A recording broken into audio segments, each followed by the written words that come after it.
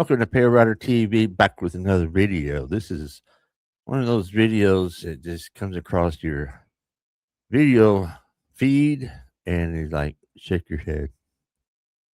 Obviously, it's AI, but it's about the trucking industry and talking about trucker slang in 1975 and how these certain slang words have disappeared.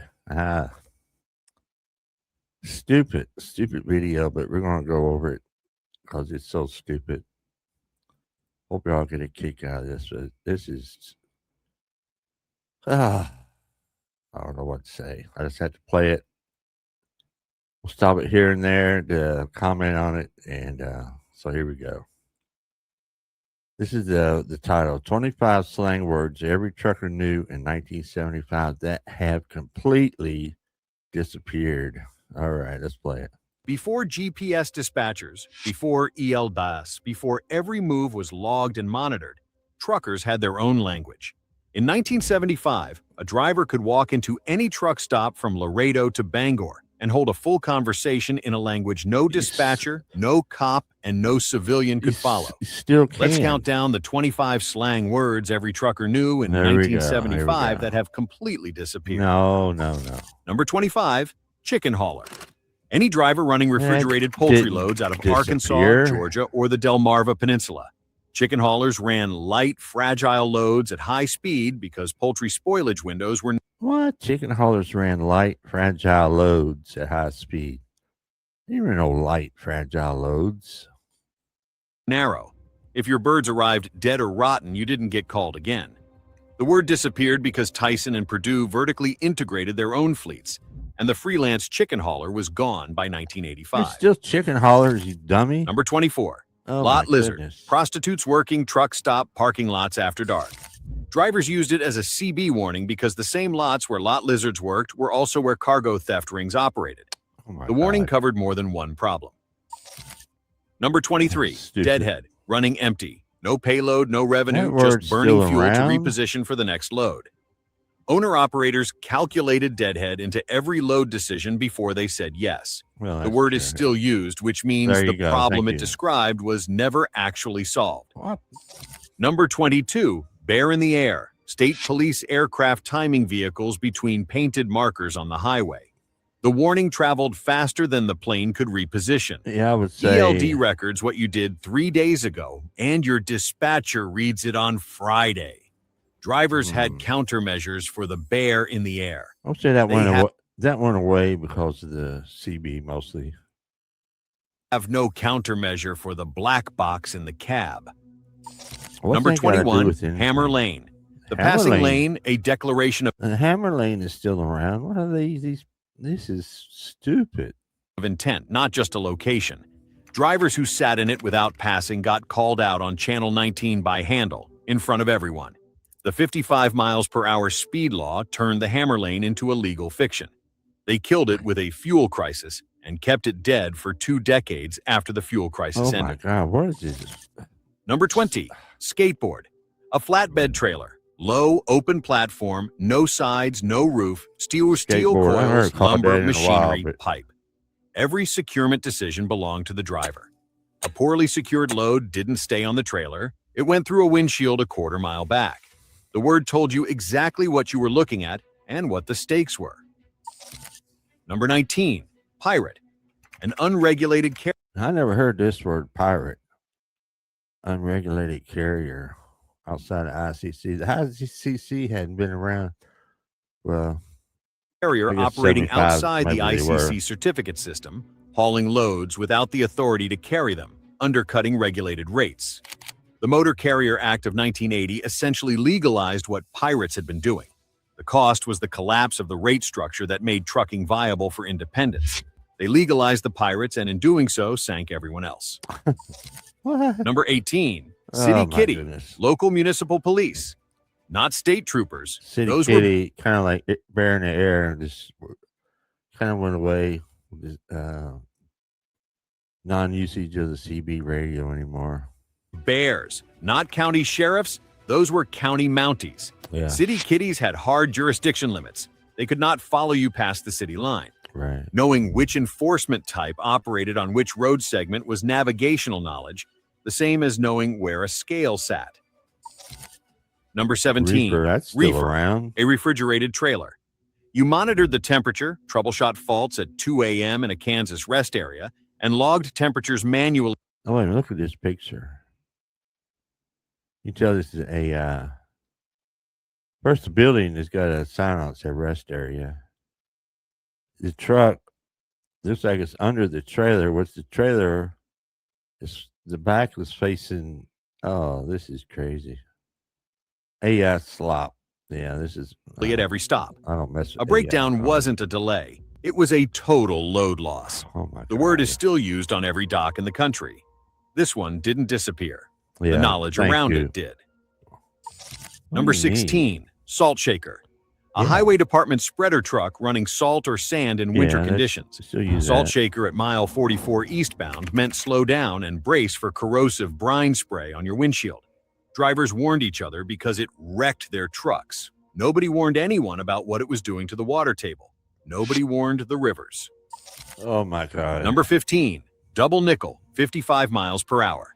At 55 instead of 70, a driver covering 500 miles lost roughly 2 hours of productive time per day. No compensation, no rate adjustment, no acknowledgement that their time had value. They took 2 hours a day from every driver and called it conservation. The oil crisis ended, the law didn't. Number 14, chicken lights. Extra running lights beyond federal minimums, such as roof lights, marker lights, and underlighting. On unlit 2-lane routes at night, a well-lit rig was visible from over a mile away. That visibility kept you alive. The only place chicken lights appear in volume today is the show circuit, not on working roads. They put the lights on to be seen on dark roads. The dark roads are still there.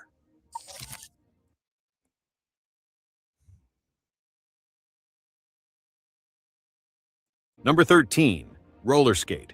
Any small passenger vehicle, compact, subcompact, low profile, and light. Roller skate in the hammer lane meant small vehicle ahead, possibly invisible until you were already on top of it. The practical concern was underride. A loaded 80,000-pound truck overriding a small car didn't look like a crash. It looked like the car wasn't there anymore. The warning was right. The fix was late.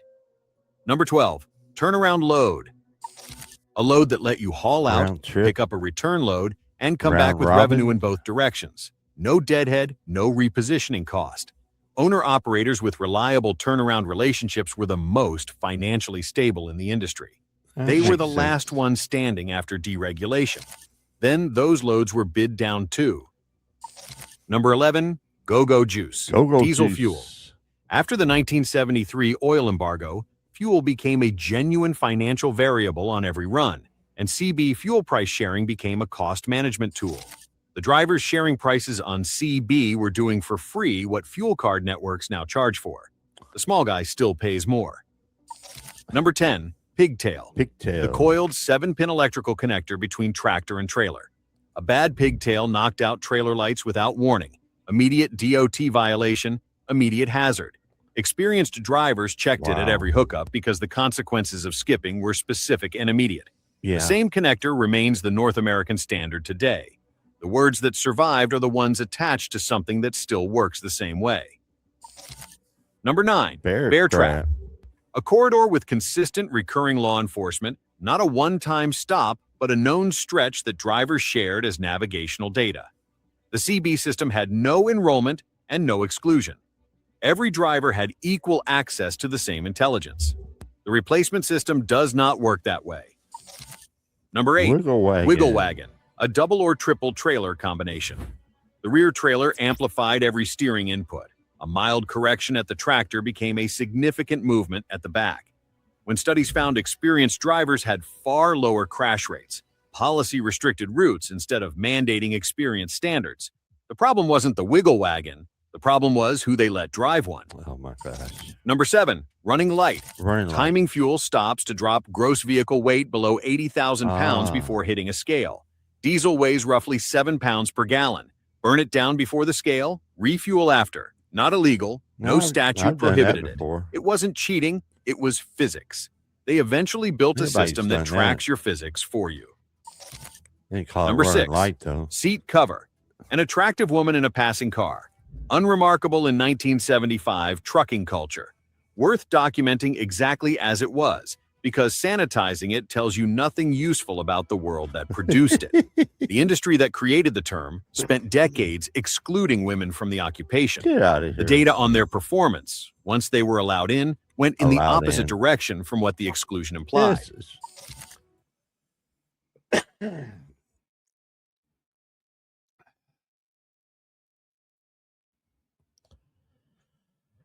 All right, bear bait. We know Number 5, bear bait.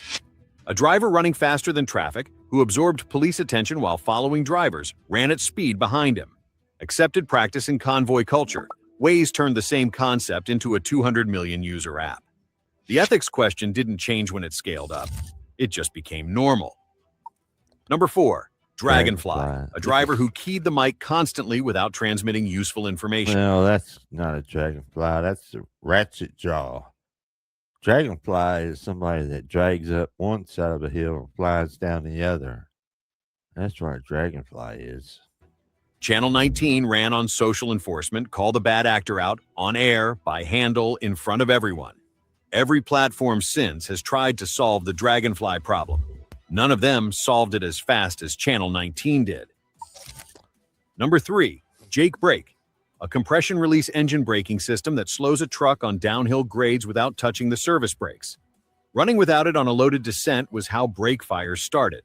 Towns banned the noise in the 1970s and still post those signs today. Signs out there. The physics of a loaded truck on a 7% grade did not change because a town council found the sound inconvenient. They banned the noise. The runaway trucks still happen. Would you rather hear my Jake Brake, or would you rather hear me crashing through your living room? That's what I was wondering. Number 2, front door, back door. Back door. In a convoy, the front door called out hazards ahead. The back door watched for anything closing from behind. Every truck between them had real-time awareness in both directions simultaneously. 1 CB radio per truck, 1 agreed channel, no infrastructure, no subscription, no latency.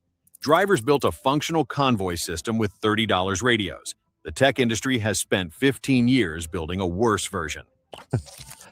Number 1, handle, a CB alias. The name a driver used on air, separate from his legal name, his carrier, his DOT number, entirely self-assigned. No registry, no application, no fee. The only piece of his professional life that belonged entirely to him. The electronic logging device mandate ties hours of service data to the driver's CDL number, the vehicle's VIN, and the carrier's DOT number, transmitted to the carrier in real time. The ELD is the anti-handle. The handle was anonymous by design. The ELD is identified by design. Both exist in the same cab today. Only one is required by federal law. They took the name the driver gave himself and replaced it with a number the government assigned. That's the whole story of what happened to this industry in one sentence. If any part of this vocabulary is still in your head, if you heard any of these words from a father, an uncle, a grandfather, write it down somewhere permanent. The slang is gone. The drivers who used it are in their 70s and 80s. Ridiculous. What gets written down in the next 10 years is what survives. Check them out eventually too. What's the first CB handle you ever heard? Drop it in the comments. The road had a language. The language died. I can't take it anymore. Rubber Duck, I think, was the first CB handle I heard of. From the movie Convoy. Whoops, what are we doing? Hit the wrong button. There we go. There we go. Man, is that stupid or what? That's some of that AI generated stupid stuff. Pictures didn't match.